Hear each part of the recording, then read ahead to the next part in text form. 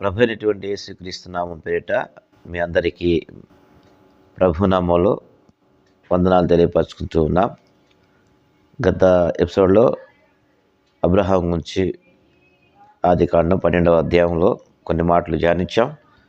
ఈ దినాన తిరిగి మరలా కొన్ని వచనాలు చదువుకొని దేవుని యొక్క వర్తమానం విందాం. ఆదికాండం 12వ అధ్యాయంలో 6వ వచనాన్ని మనం చదువుకుందాం.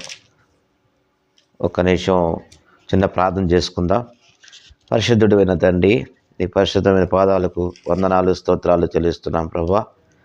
వాక్యం మీది నాయన, నీ పిల్లలైనట్టు వారు ప్రభువా వినబోతున్నారు ప్రభువా. వారికి కావలసినటువంటి నాయన నీ వాక్యాన్ని విరిచి వడ్డించమని నీ పక్షంగా నిలబడుతున్న నీ దాసుడిని నీ శిలువ చట్టం మరుగుపరిచి మీరే మాట్లాడమని యేసు నామములో అడుగుతున్నాం తండ్రి, ఆమెన్. మంచిదండి. ఆదికాండం 12వ అధ్యాయము 6వ వచనాన్ని మనం చదువుకుందాం. అప్పుడు అబ్రహాము షెకెమునందలి ఒక స్థలము దాకా ఆ దేశ సంచారం చేసి మోరే దగ్గరున్న సింధూరు వృక్షము వద్దకు చేరును. అప్పుడు కనానీయులు ఆ దేశంలో నివసించిరి. ఇక్కడ గత ఎపిసోడ్లో మనం అబ్రాహాము యొక్క కుటుంబం, లోతు యొక్క కుటుంబం అంతా కూడా కనానులో నివసించారు. పై వచనాలు మనం చూసాం. మరి ఈ 6వ వచనంలో అప్పుడు అబ్రహాం అనే మాట కనపడుతుంది. అక్కడ ఆయన ఒక స్థలాన్ని సిద్ధపరచుకున్నాడు. అక్కడ ఆ స్థలం ఏంటంటే షెకెమును. అక్కడికి వెళ్ళాడు. ఆ షెకెము దగ్గరికి వెళ్ళి సంచారం చేశాడు. అక్కడ సంచారం చేస్తూ చేసిన తర్వాత మోరే దగ్గర ఉన్నటువంటి సింధూర వృక్షం దగ్గర చేరాడు ఆయన. అంటే అబ్రహాం యొక్క నివాసము మరి పరదేశకు వచ్చినప్పుడు, కనాను దేశకు వచ్చినప్పుడు దేశం కాని దేశం అది. ఆ దేశంలో అబ్రహాం నివసిస్తున్నాడు. అది మనం ఆ వాక్యాన్ని మనం ఇందాక ఆదికాండం 12వ అధ్యాయం 6వ వచనంలో చూసాం. కానీ మధ్యలో ఒక మాట ఉంటుంది చూడండి. అప్పుడు కనానీయులు ఆ దేశంలో నివసించిరి. అంటే అబ్రహాము రాకముందు కనానీయులు అక్కడ నివసించున్నారు. అబ్రహాము వచ్చిన తర్వాత కూడా కనానీయులు అక్కడ స్థానికులు నివసించి ఉన్నారన్నమాట. అంటే అబ్రహాం పరదేశి కాబట్టి, పరదేశినప్పటికి కూడా దేవుడు అబ్రహాముకు చెప్పినటువంటి ఆ యొక్క వాగ్దాన దేశాన్ని, ఆ కనాను దేశాన్ని దేవుడు ఇస్తానని చెప్పినప్పుడు అక్కడికి వెళ్ళాడు. అక్కడ వెళ్ళిన తర్వాత ఆ యొక్క నివాసం ఏర్పాటు చేసుకున్నాడు. పలాని ప్లేస్ అని ఇక్కడ రాయబడి ఉంది. తర్వాత ఏం జరిగింది చూడండి. ఆ 7వ వచనం మనం చూసినట్టయితే అక్కడ యెహోవా అబ్రహామునకు ప్రత్యక్షమై నీ సంతానముకు ఈ దేశం ఇచ్చేదాన్ని చెప్పగా, అతడు తనకు ప్రత్యక్షమైన యెహోవాకు ఒక బలిపీఠమును కట్టెను. దేవుడు ఒక వాగ్దానం ఇస్తున్నాడు ఇక్కడ. ఏమిటి ఆ వాగ్దానం అంటే, ఏ ప్రదేశంలో అయితే నువ్వు నివసిస్తున్నావో, ఈ కనాను దేశానికి వచ్చావు, ఆ దేశము నీకు నీ సంతానానికి ఇస్తానంటున్నాడు. దేవుడు మొట్టమొదటిగా దేవుని పిలుపు దగ్గర నేను చూపించే దేశానికి వెళ్ళమని పై వచనాల్లో గత ఎపిసోడ్లో చూసాము, విన్నాము కూడా. దానితోని మనం పోవడం లేదు. కానీ ఇప్పుడు ఈ కనాను దేశంలో అబ్రహాము దేవుడు చెప్పిన యొక్క నివాసానికి చేరాడు. చేరిన తర్వాత దేవుడు ఇంకొక మాట చెప్తున్నాడు. నీ సంతానమునకు ఈ దేశం ఇచ్చేదాన్ని చెప్పగా అని చెప్పగానే అతడు తనకు ప్రత్యక్షమై యెహోవాకు ఒక బలిపీఠమును కట్టెను. అర్థం ఏంటంటే, దేవుడు అబ్రహాముకి ఇచ్చినటువంటి ఒక మాట, కానీ నీ సంతానమునకు ఈ దేశం ఇస్తానన్నాడు. ఏ దేశం అది? కనాను దేశం. కనాను దేశం అది చాలా పెద్ద దేశము. అందులో కొన్ని నెల్లూరు పట్టణం ఉంది కదా, నెల్లూరు జిల్లాలో ఈ నెల్లూరు పట్టణము చిన్నదై ఉండొచ్చు, కానీ నెల్లూరు జిల్లాలో నెల్లూరు పట్టణం చాలా పెద్దది. ఆయా స్థలాలకు వెళ్తే ఒక్కొక్క ఊర్లో ఒక్కొక్క పేరు ఉంటుంది కాబట్టి, అట్లాగే ఈ కనాను దేశంలో ఇక్కడ వచ్చినటువంటి అబ్రహాము నివాసానికి నివసించినప్పుడు దేవుడిచ్చినటువంటి వాగ్దానం ఎంత గొప్పది.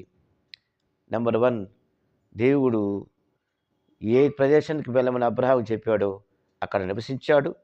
రెండవది, అబ్రహాము దేవుడు వాగ్దానం ఇచ్చినటువంటి దేవుడు. ఏమిటా వాగ్దానం? ఈ యొక్క దేశాన్ని నేను నీ సంతానానికి ఇస్తానన్నాడు. ఎంత గొప్ప వాగ్దానం అండి! గొప్ప వాగ్దానం కదా ఇది. నీ సంతానాన్ని నేను దీవిస్తా, అభివృద్ధి పరుస్తా, భూమి అంతా కూడా వ్యాపిస్తా అని దేవుడే అబ్రహాంతో చెప్పినట్టుగా మనం చూస్తున్నాం. తర్వాత ఏం జరుగుతుందో చూద్దాం. తర్వాత ఆదికాండం 12:7 మధ్యలో ఒక మాట ఉంది. తనకు ప్రత్యక్షమై యెహోవాకు ఒక బలిపీఠం కట్టెను. అంటే దేవుడు ముందుగా వాగ్దానం ఇచ్చాడు కదా, ఈ యొక్క దేశాన్ని మీ సంతానానికి ఇస్తానని చెప్పి, భూమి అంతా వ్యాపిస్తానని చెప్పాడు కదా. కానీ అందుకు మనం ఏం చేయాలి? అబ్రహాము చేశాడు. ఏమిటంటే ఆ ప్రదేశంలో ఒక బలిపీఠం కట్టాడు. దేవుని ఆరాధించాడు మొట్టమొదటిగా.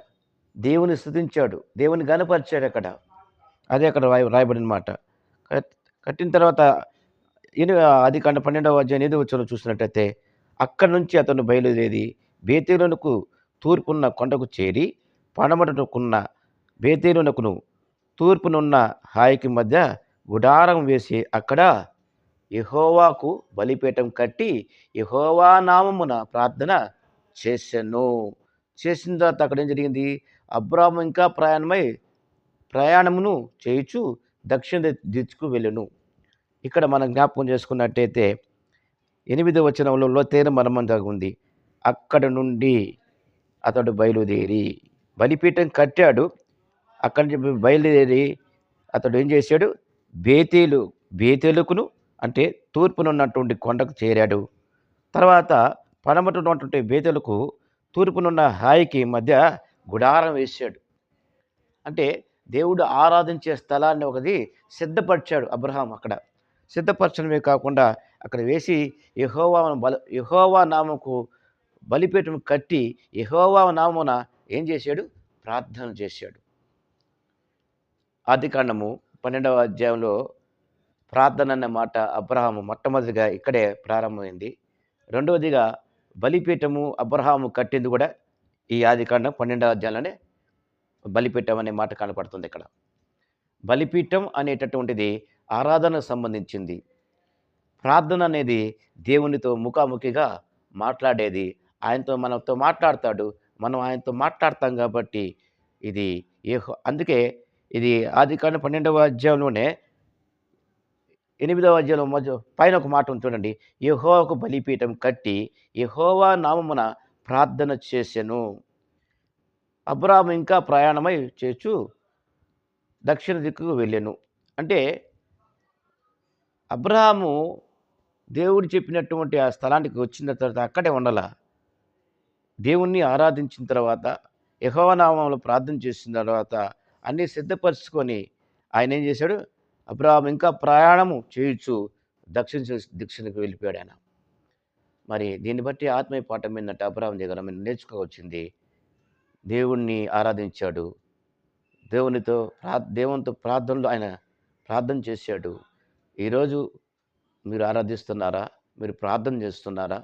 అబ్రాహాము జీవితం ఒక మోడల్గా తీసుకొని మనం జీవించినట్టయితే గొప్ప దీవెన, గొప్ప ఆశీర్వాదాలు మనం పొందుకుంటాం. అట్టి కృప, అట్టి దయ, అట్టి ప్రేమ దేవుడు మనకు దయచేయునుగాక. చిన్న ప్రార్థన చేసుకుని ఆశీర్వాదం తీసుకుందాం. పరిశుద్ధుడు అయిన తండ్రి, నీ పరిశుద్ధమైన పాదాలకు వందనాలయ్యా. ఇదిగో తండ్రి, అబ్రహాం గురించి తండ్రి నీ లేఖనాలు తెలియపరుస్తున్నాయి. ప్రభా, కనానులో నివసించిన తర్వాత ప్రభా ఆ యొక్క ప్రాంతానికి వెళ్ళినైనా ప్రభా కనానీయుల దగ్గర నివసిస్తూ తండ్రి ఆ బలిపీఠం కట్టిన తర్వాత నిన్ను ఆరాధించాడు. అంత మాత్రమే కాదు నాయన, ఆరాధించిన తర్వాత యెహోవా నామములో ప్రార్థించాడు. ఆ తర్వాత ప్రభా దక్షిణకు వెళ్ళాడు, ప్రయాణమయ్యాడు. నాయన జ్ఞాపకం చేసుకుంటూ నాయన మాకు ఇచ్చిన పరిచర్లు జ్ఞాపకం చేసుకుంటూ ప్రభా వ్యక్తిగతంగా మేము కొనసాగడానికి సహాయం చేయండి. నమ్మకంగా ప్రభా ఎంతోమంది నాయన దైవజనులు చూస్తున్నారు, సువార్థికులు చూస్తున్నారు ప్రభా.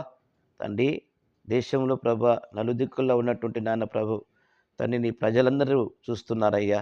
అయ్యా వారందరినీ కూడా మీరు జ్ఞాపకం చేసుకొని వారి యొక్క పరిచర్యను దీవించండి, ఆశీర్వాదకరంగా ఉంచండి. నీ కృపలో, నీ దయలో వర్ధిల్లడానికి సహాయం చేసి మీరు మాత్రమే మహిమ తెచ్చుకోమని యేసు ప్రభువు నామం పేరట ప్రార్థించి వేడుకుంటున్నాం తండ్రి. ఆమేన్. మన తండ్రి అయిన దేవుని యొక్క ప్రేమ, ప్రభు అయినటువంటి యేసుక్రీస్తు యొక్క కృప, పరిశుద్ధాత్మ యొక్క నిత్య ఆదరణ సహవాసమును మరి యూట్యూబ్ ఛానల్ ద్వారా లభిస్తున్న వారికి ప్రతి ఒక్కరికిని ఇది మొదలుకొని సదాకాలం తోడే నడిపించునుగాక. ఆమేన్. అందరికీ వందనాలండి. నెక్స్ట్ ఎపిసోడ్‌లో మనం కలుసుకుందాం. అంతవరకు may God bless you. Thank you all.